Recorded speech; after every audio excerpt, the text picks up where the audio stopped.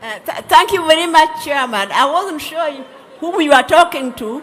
I mean, whom you are talking about until you called my name. I thought that was someone else, but it is okay. I won't say very much because I already spoke about Beryl just the other day in church, but I was very surprised that so many people approached me telling me that they would have liked to hear a little bit more about Beryl's earlier life.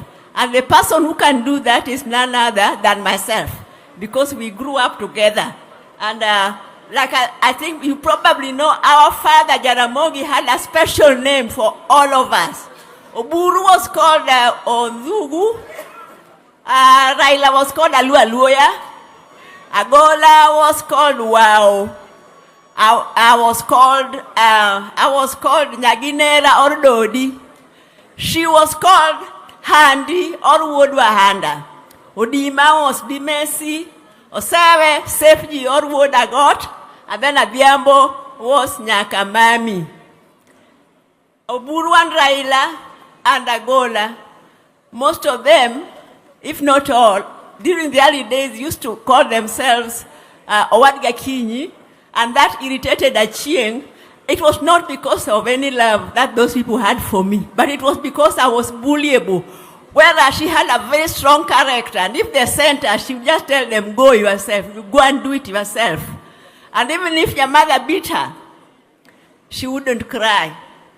Until my mother got so angry and said, this child has got no respect for me, because when a parent beats you, you know you are supposed to cry. But Beryl would tell me that I have decided next time she beats me, I will not cry. And then she wouldn't. You know, she had that sense of justice or injustice. If there was any injustice against her, she would stand up against it. And you know, she's the only one who would stand up against my father. People feared my father, but she would stand up and tell him no. When Agola and I were... First of all, let me say that when we were small, we had our special language that we used to communicate in, that other people would not understand, even if we were talking about them.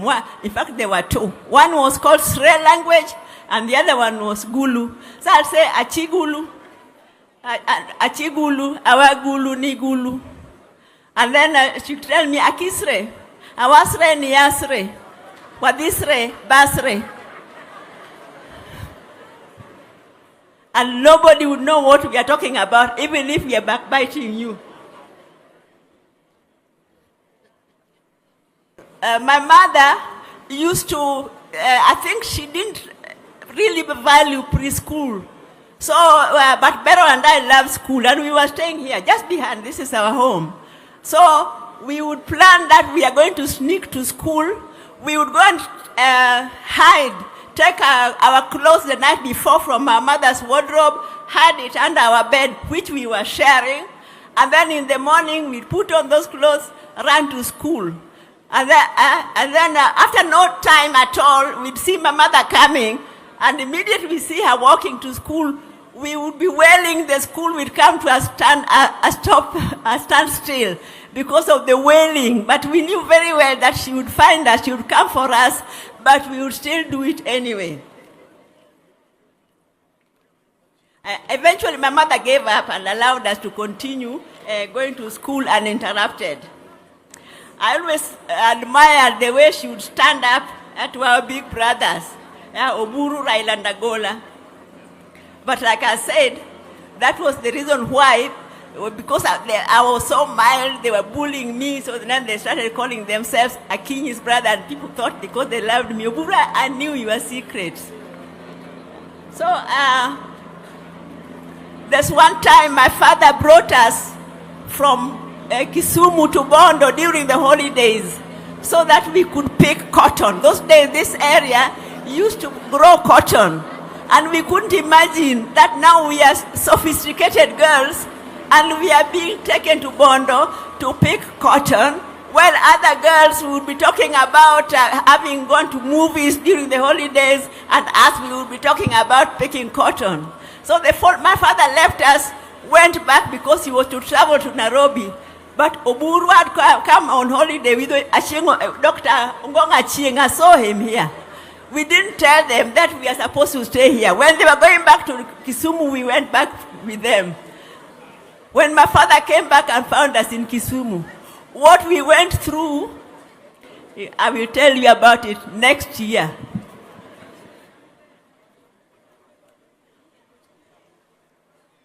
So then one time, let me talk about how Beryl and I planned to confront my father about his strictness. When now we felt we are girls, we wanted to date. And so he was not allowing us to go out with boys. In fact, if you went to town, you had to come back for lunch. Even if you went at 12, at 1 o'clock, you have to be home. Otherwise, you have to tell him, where did you eat lunch? And if you went in the evening, by 7 latest, you must be back home. So we decided we will go and confront him and ask him to start treating us like adults. And we agreed that because Achieng was braver, she's the one who would start and then I will join. When we went to my father's bedroom and he got up and was shocked to see us because that was a first. So he asked us, what is it? We said, we want to talk to you. Then he started looking at us. What is it? We got so intimidated and scared. We all kept quiet. Then in the end, he looked at Achieng and Achieng said, we want you to treat us as adults. That is completely different from what we had agreed. Because he did not believe that we would be wanting now to go out with men, that his daughters are now old enough to want to date. And a lot of men do that. They date other people's daughters. But it never occurs to them that their own daughters can also want to date. I think that is very true. So my little sister Biambo was a big nuisance to us. Because when we were in Kisumu, we would lie to my mother that we are going to visit our girlfriends to study. But then we were going to a place called Hippo Point. There was something called Boogie, and there was a live band. So whenever, after we have gone, Adhiambo would go to my mother and say, they are lying to you. They have gone to dance at Hippo Point. And my mother had binoculars.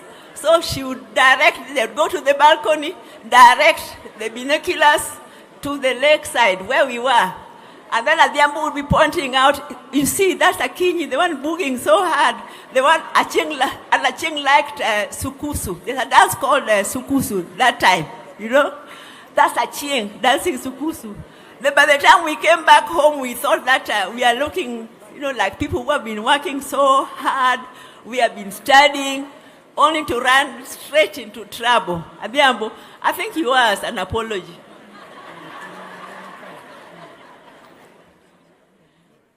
Beryl, like I've said, is one of those people who could stand up to my father and say no. So my elder brother, Gola, joined Nairobi School. I went to Kenya High School for my higher. But then, Nairobi School was called Prince of Wales those days. And then my father said, no, what are people going to say about me that I have been preaching about culture and my children are going to Wazungu schools? So Beryl should go to Nyamira. I have never seen that type of war.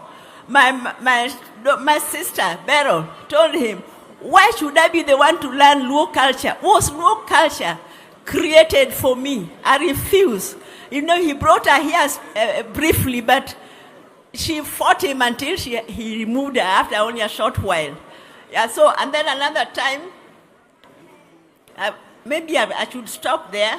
I just want to say that Beryl was a professional, serious one. I went to visit her in Zimbabwe one time when she was CEO of Chichungwiza. And at that time, she was under 30 years old. But when we reached there, everybody rushed to the car, opened the car door for her. They took their briefcase, they were saluting her, calling her boss. And, they are walking very fast to the office like a real boss. And here was our older sister wearing some very simple jeans. I could not tell them that I am the older sister, but I will tell you another day how I handled that situation, but not now.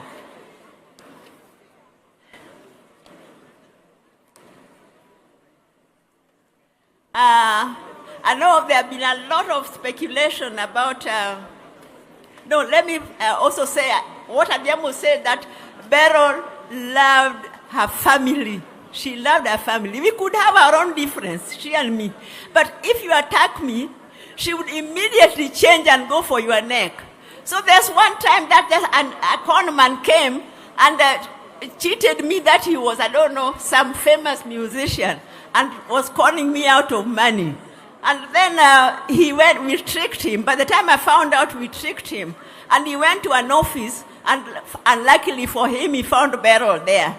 So Beryl told him, "You landed in my hands. Yeah, you have been trying to con my sister. I'm a lawyer. I'm going to arrest you, take you to prison. And Kenya, there are no prisons. You have a very good body. You are going to be made a woman in prison." The guy started crying. By the time I reached there, his eyes were red. He was crying, and Beryl, I wanted to sympathize with the guy. Beryl said, "No, if you are interfering, we will lock you up in another room. Me and Amondi, my friend Amondi, who is even inside here, are going to deal with, we'll lock you somewhere. I will come back, and me and Amondi, we will deal with this man." The man was crying tears. So that was Beryl for you. So finally, there's something I forgot to say during Raila's funeral. So let me say it, please. Let me say there's something I wanted to say. Oh, another politician is coming, and they will drown me out. Let me finish by saying that I always believe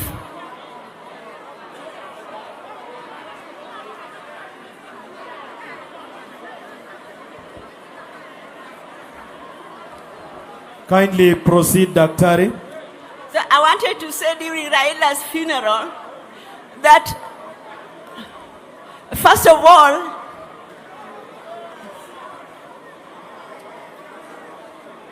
when Corona struck,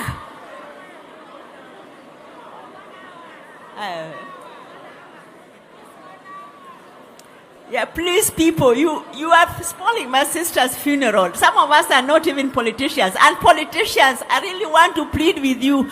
If you know that your people are going to disrupt functions, why don't you come early? I think people are not being fair. So anyway, what I wanted to say during Raila's funeral, that after Corona, there have been so many deaths, so many sudden deaths, people just falling dead, and especially because of blood clot. And I just wanted to request the researchers, Kemri, and all medical researchers to please do research and find out if there's any relationship between Corona or the long-term effects of Corona, because I still believe that Corona has something to do with the sudden surge of people dropping dead.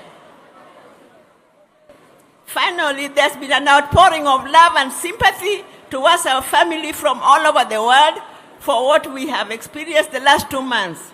My mother had 9 children. 2 months ago, we were left 5. Now we are only 3. There were 6 boys and 3 girls. So somehow the boys used to die, but the girls have been strong. So Beryl's the first sister now to die. And I want to thank you all, because I had always prayed that please, when I looked at them, because I love all of them, and I love them equally, even in their differences. And I was always hoping that if one of us is to die before the other, it should be me. But that didn't happen. That was my wish as a human being, but God planned differently, unless we are all going to go. Me, I cannot break down. I cannot break down because I have to be strong for Beryl's family. I'm now, all of us now, Auma, Chizi, Taurai, and your children, we, Dr. Buru, myself, Adhiambo, and all the others, we are there for you. You are not orphans. Even if you need just a shoulder to lean, to cry on, we are there for you. We are there to support you. So I know there's been a lot of support prayers for us, and you feel it. But then there are also the negatives. Beryl and Raila had something in common. They would get angry very quickly, but forget equally quickly. So if you said anything negative in social media or anything, don't feel guilty. They have long forgiven you, and therefore even us as a family, we have forgiven you. We have no grudge. Rest in peace, be. Achisre.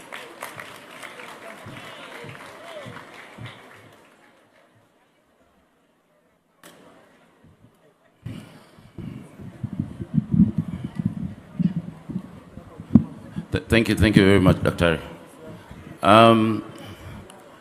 Tabu, very briefly, please.